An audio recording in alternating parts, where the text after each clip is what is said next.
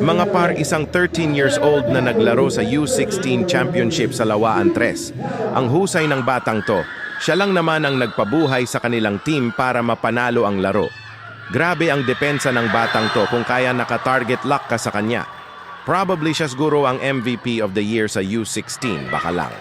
Mabait, humble, and may takot sa Diyos ang batang to. Anyway, siya si Delan Caleb Bacus.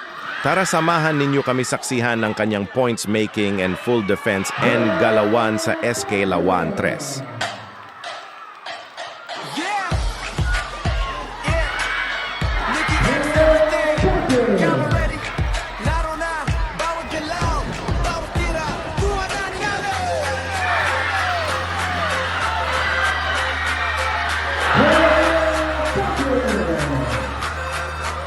Mula sa era, simula na ang laban sa gawa ng crowd. Ramdam ang tension sa court, crossover driver.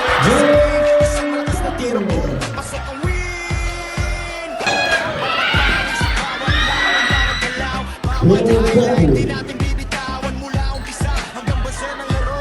Bawat sandali, kuha namin ng todo. I-replay mo, slow mo kung kailangan. Bawat highlight, bawat magandang laban. Sa corner, napakalakas. Tigiyan sa iting lahat namin makukuha agad.